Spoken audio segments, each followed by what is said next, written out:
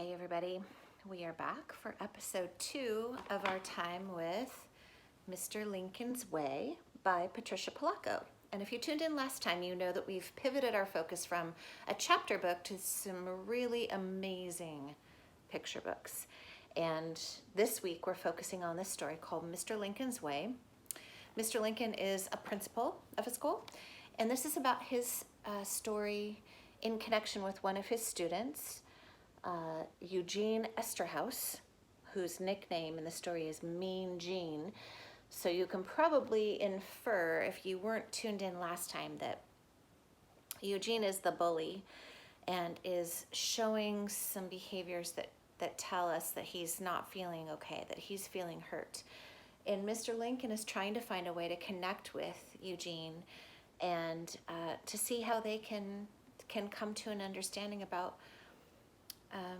how we treat people in the world. So we left off with Mr. Lincoln talking to Eugene about the atrium. And the atrium is kind of I didn't define it in the last episode. An atrium is an enclosed space all around that's open and doesn't have a roof. So this particular school where Mr. Lincoln works has an atrium. So the classrooms are all the way around this center natural area, but there's no roof on it so that plants and animals can live there. So Mr. Lincoln has noticed that Eugene is really knowledgeable about birds. And so he's connecting with Eugene about the atrium and the birds that are being attracted to that space. So when we left off, we heard that Eugene was telling Mr. Lincoln why he knows so much about birds. And that is because Eugene's grandfather has a farm and they used to spend time there, or he used to spend time there. And they raised carrier pigeons together and he got to know the names of lots of different birds. So the last sentence on this page says, "You've got quite a grandpa," Mr. Lincoln said. But Eugene just turned his back on Mr. Lincoln and left the room. I wonder why he did that. A week had gone by when Eugene ran into Mr. Lincoln by the atrium, looking glum. "I have a problem," Mr. Lincoln said. "So?" "The atrium was supposed to be full of birds, but they're just not coming." The principal looked into the empty atrium. "Wrong plants in there to make them want to stay. Not the right food either." Eugene started to walk away. "Wait, your grandpa teach you that?" Eugene turned and looked at Mr. Lincoln for the first time. "Maybe." "Do you suppose you could help us to attract some birds here to our atrium, Eugene?" Mr. Lincoln handed him a book. "And perhaps this would help." Eugene seemed stunned at first. Then he took the beautiful book on birds in his hands, wrapped it in his arms, and bolted down the hallway. Does it sound like he appreciated that gift? Does it seem like Mr. Lincoln has kind of found a way to start a conversation with Eugene about his area of expertise and his knowledge? As the days passed, Eugene never seemed to be without his book. His English teacher let Eugene read the passages from the book in class. "I'm so pleased to see him reading," Mrs. Dunkel exclaimed.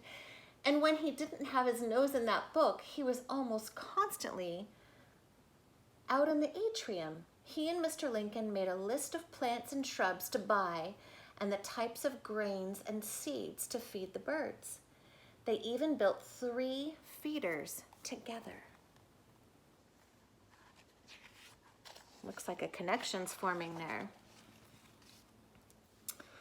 That's when it started to happen. The birds began to come, nuthatches, bluebirds, a tanager, and many colored finches. So many different kinds that the whole school stood from time to time just to watch the wonder of them in the atrium. Eugene seemed genuinely happy. He didn't even tease other kids anymore. Why do you think that he didn't tease other kids anymore? Was it connected to his experience with Mr. Lincoln and the atrium? And feeling valued for his knowledge and feeling connected to his school community?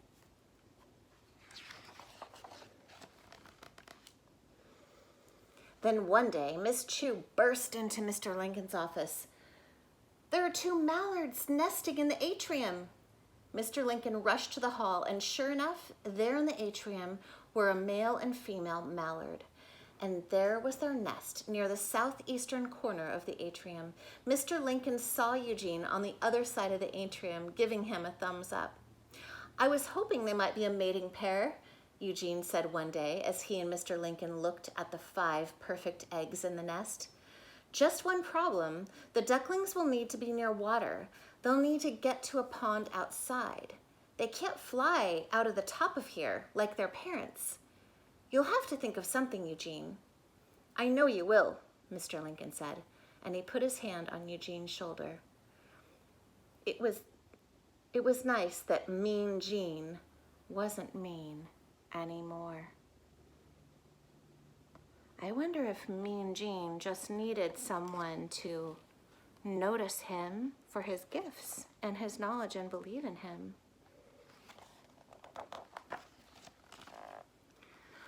It was only 3 days later that there was a commotion in the hall.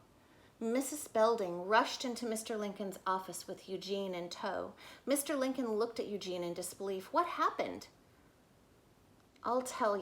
I'll let Eugene tell you," Mrs. Belding trumpeted. But Eugene said nothing. He just sat, looking hateful and defiant. "Trouble in the lunch line?" she went on. "He singled out 2 of our students from Mexico, and he called them brown-skinned toads and other unacceptable names." "I'll take care of this," Mr. Lincoln said quietly. Mr. Lincoln sat down in front of the boy. "Eugene, my skin is brown too." Eugene just glared at Mr. Lincoln. "This I know, Eugene. Someone who loves birds the way you do couldn't possibly have that kind of hate in his heart." Then Eugene began to cry. "My old man got real mad when I got home late from helping you," he sobbed. "He said you're not our kind."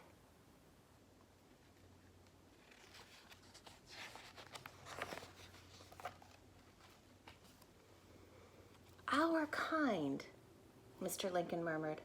He led Eugene to the window of the atrium. It was alive with the songs of the birds.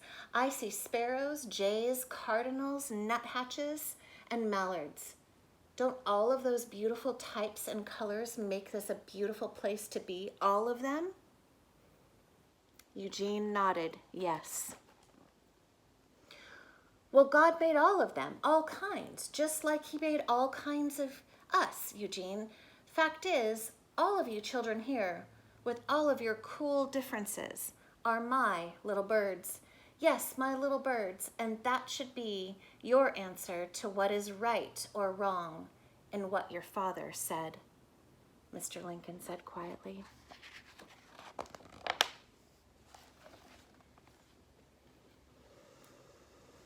"My old man calls you bad names, Mr. Lincoln. He's got an ugly name for just about everyone who's different from us." Mr. Lincoln didn't talk for the longest time. "Eugene, sometimes people get trapped in their thinking, almost as surely as those ducklings will be trapped in that atrium," Mr. Lincoln said thoughtfully. "My grandpa wasn't like that." Mr. Lincoln put his arms around the boy's shoulder. "I'd like to meet that grandpa. But Eugene, you have to promise me, even when bad things happen at home, here at school, you need to treat all of my little birds with kindness and respect. No more teasing and no more name calling. Please, promise me." Eugene promised. Wow, that was an important part of the story that we just experienced. We got a little bit of insight into perhaps why Eugene was feeling really negative feelings toward other kids and feeling hurt and disrespecting others because of that. I think we're at the turning point. I I think we're at the part of the story where we're going to be able to find out what happens next and how the problem is resolved.